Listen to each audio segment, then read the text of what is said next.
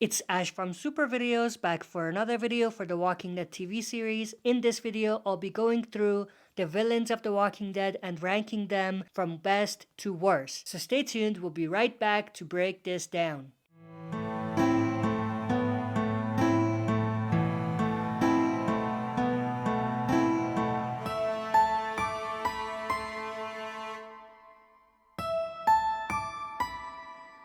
Alright, as always, before we dive into it, smash the like button, subscribe to join our community, and press the bell to be notified when I upload on the channel. With that said, let's get right into it. Before we do, I do want to give a shout out to Giuseppe De Rosa, one of the subscribers and one of the people that's very active on the channel. He was actually the one that came up with this particular poster as the thumbnail, so shout out to him. Now, I'm actually gonna go through the best villains first and then go to the worst because that's more fun. I feel like everyone pretty much knows who I will pick as the best villains, but not a lot of people may know my opinions on the worst villains. So those would be more fun, and I'll do those at the end. So let's start with the best villains. Starting at number 5 is Joe.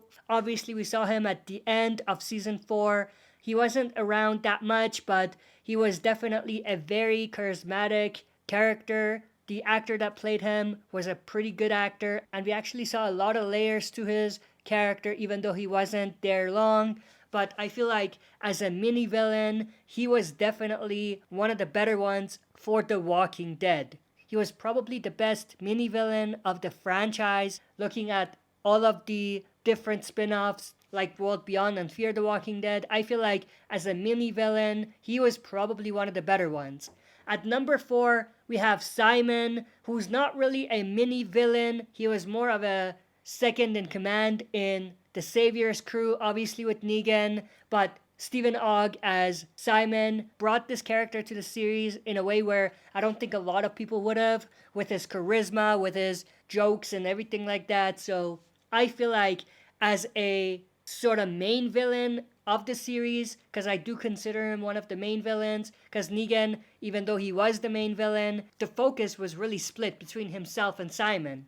So I feel like he's definitely number 4 as one of the best villains of the series. At number 3, we have Beta. Ryan Hurst as Beta obviously brought the Beta character to the series in a very cool way, and we actually got a layer to Beta that we didn't really see in the comic book, so I absolutely loved that. So at number 3, we have Beta. At number 2, we have Beta's love interest, Alpha. I feel like the TV series definitely gave us one of the better versions of Alpha, even though the comic book version of Alpha was pretty cool too. I feel like what Samantha Morton as Alpha did is something that enhanced the character and made her even better and more vicious and brutal in the TV adaptation, even though Alpha herself wasn't as brutal in the TV series as she was in the comic book. But the way that she was portrayed made it look like that, even though from a technical perspective, comic Alpha was more vicious. Before we dive into the number 1 spot, I do want to go through some of the honorable mentions. We have the Governor, we have Shane, and we have Gareth. Now, the only reason why I didn't put them in the top 5 is because as great as David Morrissey was as the Governor's comic version was definitely a lot stronger than the TV version. So because of that, I didn't put him in the top 5 spots, but he was definitely one of the better villains of the series. Next, Shane. The only reason I didn't put Shane up on the top 5 is because he's not really considered a villain to some people. So because of that, because of the technicality of it, I didn't include him in the top 5, but he's definitely one of the coolest asshole type characters in the TV series. So because of that, I had to put him in the list. And last but not least, in the honorable mentions category is Gareth. And the only reason he didn't make it in the top 5 spots is because there were other better villains than him. But he was definitely a pretty cool character in the TV version. In the comic book, he wasn't as much of a dominant character, but he definitely brought that character forward in a way that the comics didn't. And I think it was a mixture of both giving him more screen time and also expanding on his character, and the actor himself playing the character well, that made him a very interesting and unique character for the series. With that, let's jump to the number one spot. You might have guessed it already. Negan. He'll probably be one of the best villains of the series itself. The only reason I have Negan as number one and not number two is because of the actor. Jeffrey Dean Morgan has a charisma that I feel made the Negan character even more intriguing and interesting in the TV series, even though obviously toning down the Negan character in a way where you tone down his identity, his colorful language, and all of that impacted how I feel about this character in the TV series. But even with that, I feel like he still deserves the number one spot. But obviously, if we're looking at the comics, Negan is also number one, but it's not even close. But in the TV version, the ranking between Alpha and Negan is much closer, but I would still have to go with Negan as the number one best villain of the series. With that, let's jump to the worst villains of the series. At number 5, we have Leah. Now, you may not consider Leah as a villain, but much like Shane, I feel like she's one of those characters that is a type of villain character, but she's not technically a villain. But I don't really know what they had planned for Leah and what they were anticipating she would be able to accomplish. As great as the actress was, her character development and her story was rushed, and I feel like she didn't get the proper development and the proper focus that she needed to be a good villain. So because of that, I have her as the number 5 worst villain of the series. At number 4, I have Owen, who's obviously the wolf that we saw, I think, in season 5, if I'm not mistaken. But he was definitely one of those characters that didn't really do much. The only time when he really shined was in his last episode. Other than that, there wasn't really that much to the character, not a lot of layers to him, and he was definitely a filler type villain, if you know what I mean. At number 3, we have Pope, who was obviously part of Leah's group called the Reapers, who I thought were worst villainous groups of the series. So, as their leader, I think Pope was the worst character that they introduced as a villain. There wasn't much layers to the story, and it very much felt like they wanted him to be a new villain like Negan, but it obviously didn't turn out that way for most fans, me included.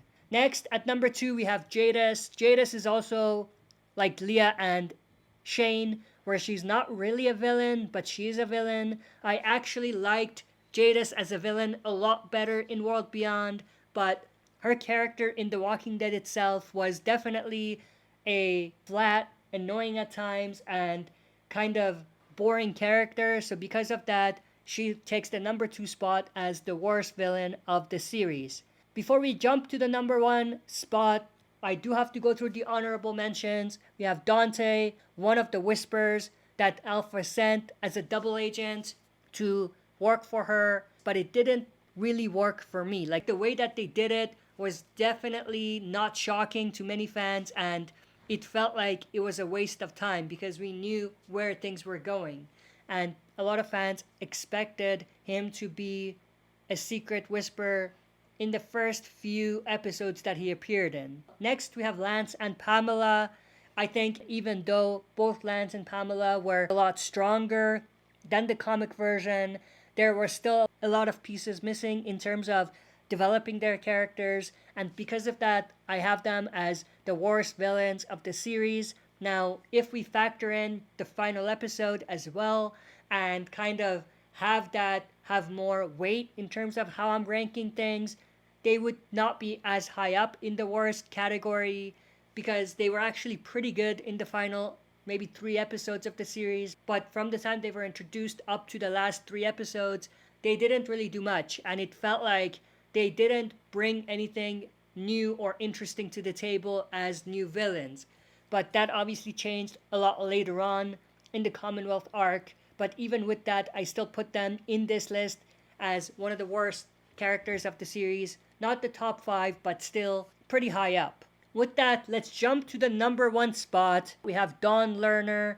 who was obviously the police officer at the hospital in Atlanta, I think, that we saw in season 5 of The Walking Dead.